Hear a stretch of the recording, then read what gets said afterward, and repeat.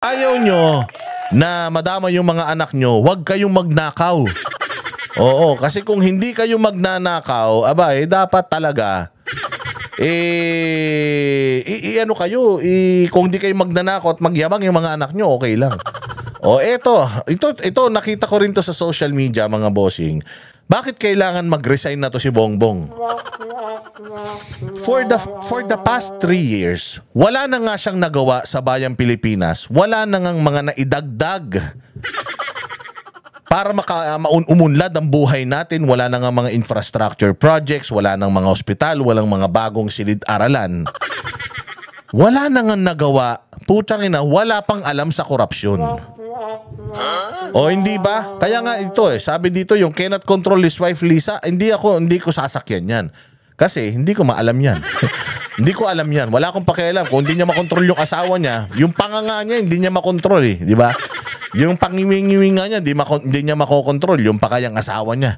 Wala akong paki kahit na magsampalan silang dalawa araw-araw, wala kaming pakialam diyan. Pero yung hindi mo kayang kontrolin yung mga rimulya, hindi mo kayang kontrolin yung pinsan mo dyan sa Kongreso, hindi mo kayang pangalanan yung mga kontraktor at sampahan ng kaso mga yan, hindi mo kayang kontrolin si Garcia at mukhang nagagamit pa si Garcia para hindi mapaupo yung mga kalaban nyo. Hindi nyo napaunti ang CPP-NPA, mas dumami pa nga. Ngayon, barilan pa rin ang barilan dyan sa bundok. At lalong-lalo sa lahat, yung hindi nyo nakontrol yung droga at saka yung smuggling. Actually, nakontrol nyo pala. Nakontrol nyo yung droga at smuggling, parang kayo na yung may-ari ng droga at saka smuggling. Walang nahuhuli at ang matindi nito, sabi nga dito sa baba, he has turned them into monsters. As a result, people are left defenseless, suffering, and under constant threat. Marcos has proven himself, utterly incapable of leadership. Yun lang hindi niya pagsibak kay Bunuan Ano na yun kabubuhan na yan 'Di ba? Yung hindi niya masibak-sibak, kailangan pang mag-resign nung tao.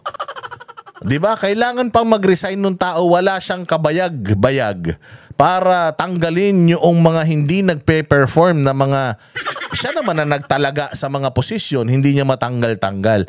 That being said, dapat talaga itong tao na tumatagal ng wala. Sabi ko nga sa inyo, may issue pa nga ng paggamit ng droga ina-address niya ba yan? Nagpapadrug test na ba siya? Mauuna pa daw siya magpa-lifestyle check kaysa magpa-drug check.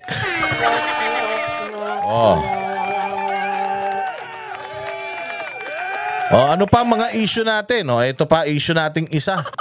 Ito naman si Pastor Abante, iimbestigahan daw yung flood control sa Davao City. Dahil daw bumaba sa Davao. Putangin, lalayo ka pa.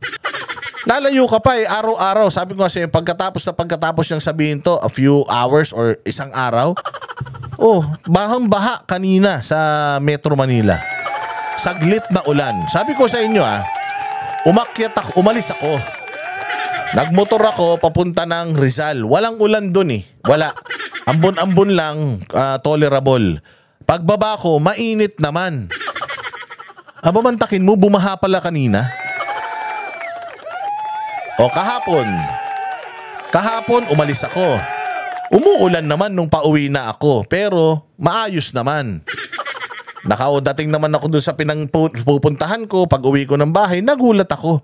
Lumubog na naman pala dyan sa may bandang Quezon City at saka dito sa may Mandaluyong. Yung Mandaluyong. Pag dinire-diretso mo yung yung Boni na kalsada. Ang dulo niyan Santa Ana. Santa Ana dulo niyan, yung Santa Ana distrito netong tanga. Diyan lang ang lalim-lalim ng baha pupunta ka pa sa Davao. Para imbestigahan yung mga flood control sa Davao City. Bakit? Nagrereklamo ba mga taga Davao? Hindi ba ang nagrereklamo mga taga Maynila? May nakikita ka ba na mga vlog na yung mga taga Davao inis na inis sa mga Duterte? Landslide victory nga Yung si Pulong, yung anak ni Pulong, yung vice mayor na anak ni Pulong, si Baste, si Pangulong Duterte, landslide victory nga sila. Ibig sabihin, masaya ang taong Davao sa sa mga ginagawa ng mga Duterte, bakit iimbestigahan mo yung lugar kung saan masayang namumuhay yung mga tao doon dahil happy sila sa mga leader nila? Anak ng tinapay. Bopols talaga. At saka isa pa, sabi ko nga, ito naman taon to, di naman nanalo to. Hindi naman hindi naman ibinoto ng taong bayan to. Ba't nagsasalita tong putaragis na ito? Ito yung sinasabi ko sa inyo. Yan, konektado yan dito. Oo. Yaang Abante, konektado dito. O, hindi ba? Natalo, pero nandiyan pa rin. Tapos, ang matindi, may authority pa rin magsalita. Kasi kung halimbawa, ako matino akong tao, hindi ako binoto ng mga constituents ko, mananahimik akong konti. Hindi ako masyado mag-iinepal. Bakit? Kasi babalik at babalik sa akin eh. Wala naman kaming paki sa boses mo kasi hindi ka naman boses ng distrito mo, natalo ka eh. Ganun ang mangyayari. Pero dahil amo niya to, binigyan siya ng authority nito para gawin niya mga bagay na yan. Para ano? Para makasuntok at makakalmot pa rin sa pangalang Duterte na alam naman natin, hindi nyo na magigiba. Ito ang amo niyan. Diba? O kaya yak-yak pa rin ng yak-yak yan, daldal pa rin ng daldal yan because may authority pa. Ang dami-dami namang congressman. Bakit bibigyan mo pa ng authority yan? Eh kasi nga, talo yan, naipanalo, ibig sabihin may mission yan.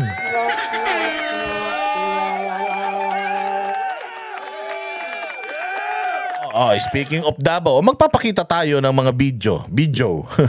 For today's video, magpapakita tayo ng mga video ng mga flood control project sa Davao. Ito, tingnan ninyo.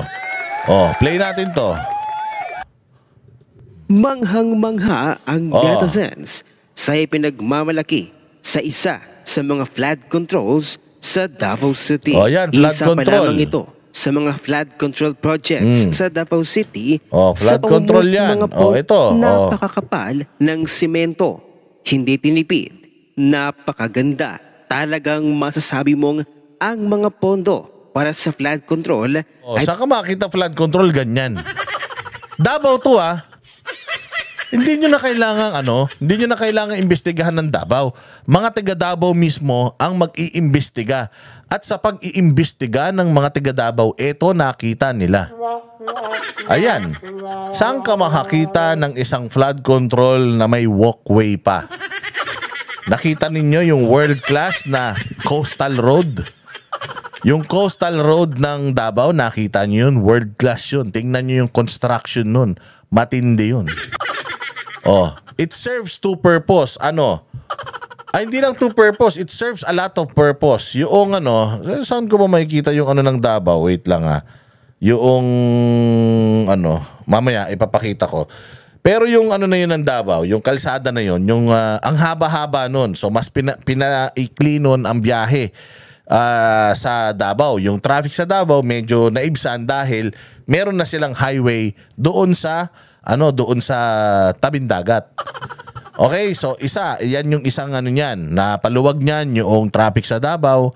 Pangalawa, na mas napalapit yung mga dating mahirap puntahan, mas madali nang puntahan dahil sa highway na yan. Pangatlo, nagkaroon ng trabaho dahil dyan sa construction na yan. Pang-apat, grabe, may mga nakakapagbisikleta, nakakapag-exercise dyan. Kasi minsan, tuwing linggo pala sinasara yan Tapos, nandiyan dyan lahat. Nagja-jogging, nag-aaral mag-bike, nag-aaral maglakad, nagbibisikleta. Tapos, may mga tindahan na din dyan. So, dahil naging tourist spot yan sa Davao at naging puntahan niya ng mga tao, ng mga mahilig mag-exercise, tsaka yung mga nagpapanggap mag-exercise, katulad ni Boss Dada, nagpapanggap magpapayat, nagpupunta dyan. So yung mga paligid niyan, nabuhay yung mga negosyo dyan, yung mga pagkain. Yung mga pagkain, inumin, nabuhay dahil dyan sa kalsada na yan. Yung pinakamagandang epekto, hindi na umaapaw yung na yan, ang dagat na yan, hindi na umaapaw at sinasakop yung lugar na yan. Ganda ng pagkakagawa niyan. Puntahan nyo para malaman mo. Abante, pumunta ka, tumambay ka, mukha ka pa naman taong grasa paminsan. Ang laki ng pinayat mo, bakit? Problemado ka? Ganyan talaga pag kinakarma ka na. Diretso. Talagang napunta dito, hindi kinurakot. ang mga flood control projects sa Davao, Mindanao ay Ano, hindi kayo nahihiya. Sisilipin nyo yung flood control system ng Davao. Tingnan nyo nga itong ano na yan, sa ilog. Nakita nyo yan, nakita nyo yung construction, nakita nyo yung klase ng nilagay dyan. Hindi lang sila basta naglalagay ng harang. Naglalagay sila ng harang at the same time, ginagamit nila yung espasyo, yung mismong infrastructure para hindi lang mapakinabangan sa baha, mapakinabangan din ng tao. Ayan. Pwede kang maglakad-lakad dyan, mag-picnic dyan, gusto mo matulog ka dyan, bahala ka sa buhay mo, dilaan mo yung kalsada na yan. Walang problema. Lahat ng gusto mong gawin, gawin mo. Pera mo yan. Deserve mo yan. May ganyan ba kayo sa Maynila? isang typical na flood control project sa Davao City. Makapal, matibay, mahusay ang pagkakagawa. Iyong parteng itaas ay ginawang esplanade na pwedeng gawing pasyalan, lakaran, pahingahan, walk away na maaari kayong maglakad at mamasyal na mag-asawa o magdagdag pa ng apo ni Duterte. Kahit daw mag-asawa. Ayan sabi nga ni Lance Duterte, hindi naman apo ni Duterte yan si Lance Duterte, kayo talaga hindi niya apo yan. Sabi nila, tinanong ko yan, sino ba to? Lance Duterte apo niya? Hindi daw. Anyways, basta magandang nais niya sa bayan, okay lang yan. Magpanggap siya, si FLM nga Nagpapanggap na kamag-anak ng mga Marcos bukod sa pare-pare silang pangit. Hindi naman daw nila kamag-anak yan. Abante, ito ang ebidensya ng mga proyekto ni Kong Pulong sa DPWH. Davao City District Engineering Office na implemented at completed, matibay, de kalidad at walang gumuho. Maraming proyekto ang ginagawa at pilit na tinatapos pero ginigipit pa at ayaw bigyan ng pondo. Hindi ba? Hindi nyo binibigyan ng pondo. Pumiyeta kayo. Tinan yung gagawin nyo. Mga gago talaga Ganito kagago Congress. Hindi nila bibigyan ng pondo tapos check nila yung opisina kung maganda yung performance. Tanginan nyo, ang i-check nyo performance, yung mga malalaki yung pondo. Yung malaki pondo tapos, walang ginagawang serbisyo. Yun ang dapat na chine-check nyo. Pero yung walang pondo tapos check nyo kung may nagawa, gago ba kayo? Hindi nyo nga pinondoan Abnoy talaga ito sabi ni Truthstream Oy, dear Congressman, pakyo ka. Ay, hindi. Grabe naman. Your recent remarks targeting acting Mayor Sebastian Duterte under the guise of fiscal scrutiny. Again, these are real people. Itong mga nagsasabi na to, were neither neutral nor credible. If the intention was to raise legitimate questions about the flood control projects in Davao City, then one must wonder why the line of inquiry came laced with insinuation and framed in a way that suggested malice rather. Putangin na, ang tatalino ng mga nagsusulat for Duterte. Yung mga nagsusulat for Bongbong parang di marunong magsulat.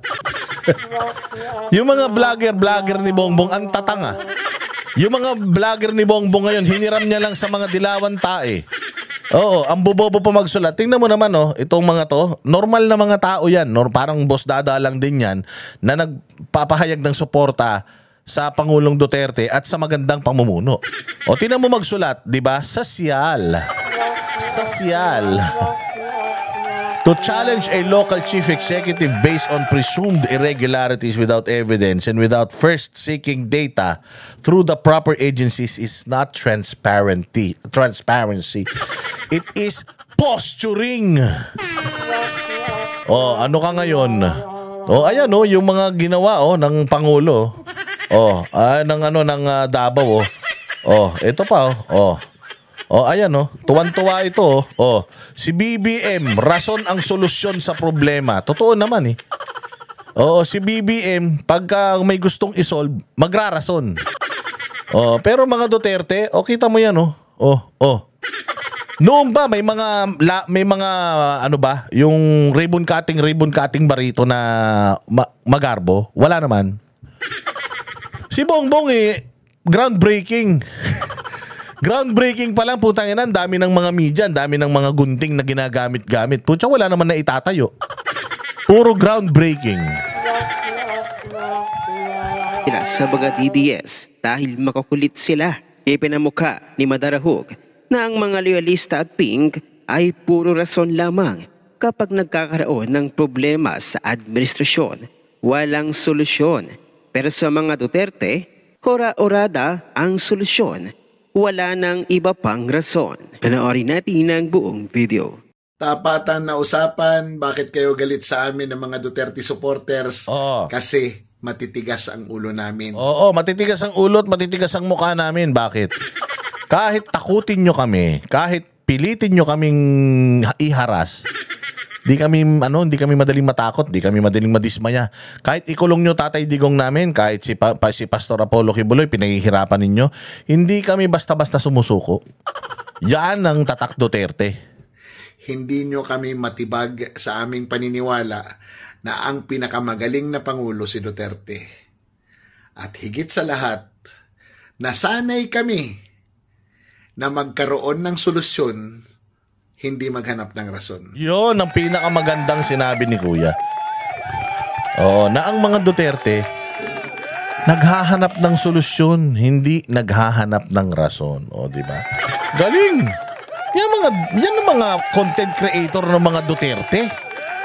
Di ba? Yan ang mga content creator ng mga Duterte, hindi yung kung ano-anong kabalbalan. O ito, katulad nito. O, meron lang ito, medyo sige, pakita natin to. O, asan na? O, yan. O, sige, play. Example. Di ba? O, doon tayo makiring sa Davao, for example. Di ba? O, doon sa Davao mismo, sapagkat narinig namin. Doon daw mag-hearing sa Davao. Sa Davao ka mag-hearing? Sige, pumunta ka abante sa Davao para magkaalaman.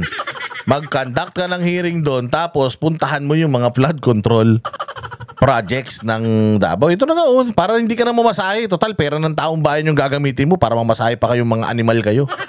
Ito na, kami na gumagawa. Pinapakita na namin sa inyo. Para hindi na kayo mapagod. Anong sabi? Doon daw.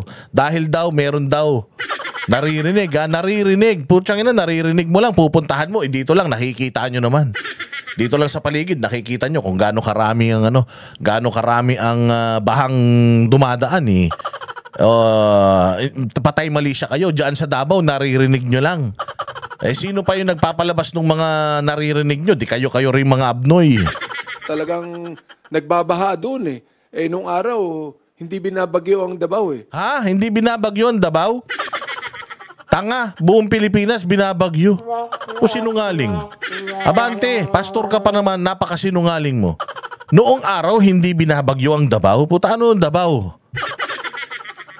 Walang lugar sa Pilipinas na hindi binabagyo. Late-late ng Pilipinas, ang laki-laki ng bagyo, laging ganyan, no? Sabi mo, noong araw, hindi binabagyo Pilipinas. Sinungaling ka talaga. Parang sinasabi mo rin nung nakaraan na drug-free ang drug-free ang lugar mo. May kaibigan ako dyan, adik. Style mo, bulok. Magbigay kayo ng lugar sa Pilipinas, hindi binabagyo. Meron bang lugar sa Pilipinas hindi binabagyo pag umulan lahat ng tubig nandito? Hindi binabagyo ang Davao. Ngayon, nakikita natin, nagbabaha na. Whether kung sa Davao man yan o sa Bulacan man yan, no? I would suggest that we do that there, no? Para malaman po ng taong bayan na ito, serious kami. Taong bayan na naman. Taong bayan na naman. Kung talagang serious kayo, sisihin nyo si Bongbong. Kung talagang serious kayo, banatan nyo si Bunuan. Sa pag-imbestiga, kung talagang merong ghost project yan, talagang merong substandard project yan. Tanungin niya yung kanyang kapatid na congressman, magkano ba ang pondong nakuha ni Congressman Pulong nung congressman siya nung panahon ng kanya? Ay, sabi ko nga sa inyo, ito si Abante, ipinanalo to ng COMELEC, hindi para magtrabaho. Para magamit ng kung sino man para banatan ang mga Duterte. Yun lang naman, yung kaharap naman si Pangulong Duterte, di naman umubra yung ungas na yan. Magkano po yun nakuha? I-reveal niya. Kay Joey D. Bibre yan, di umubra yan eh. Kung magkano? Kung saan ginamit? Kung saan ginamit ang pondong yan? Katulad yan. Di ba? Pinaliwanag na ni Pulong saan ginamit yung pondo. Kami ang boses ng masa, hindi natatakot. Katotohanan lang, di kami nalulunod. Walang bahid ng sismis, lahat ay totoo. Kahit sino ka pa, pag mali ka babanatan ka. Walang pinipili kulay, wala kaming kinikilingan. Basta para sa bayan, kami lalaban. Pagdama palakpakan, pag mali banatan. Di matitinag, di matatakot, para sa bayan tuloy ang sigaw. Sa harap ng kamera, walang halong takot. Mga baluktot, lahat kayo'y